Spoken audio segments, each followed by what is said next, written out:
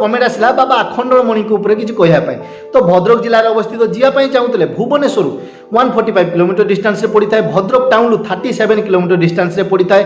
मंदिरटी 50 फुट्रे निर्मित अटे। जदि इतिहास किसी यही कथा लिखाई 1830-40 मसीहा समय पाखापाखि 300 वर्ष पूर्व जमीदार माने जमी को कृषक मान चाष करने देते। तो जड़े कृषक जनक लंगल करुवा समय से लंगल जो लुहार फाड़टी गोटे पत्थर देहर बाजी गोटे चित्कार बाहर आ भाया गोटे चित्कार बाहर।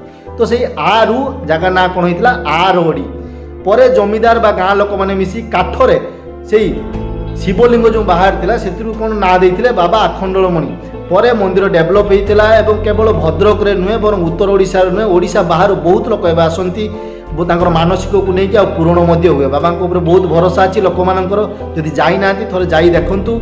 इनफर्मेशन केमती लगला तले कमेंट कर बतातु। यही इनफर्मेटिव वीडियो देखापी यूट्यूब रे ओडिया बंधु चैनल को सब्सक्राइब।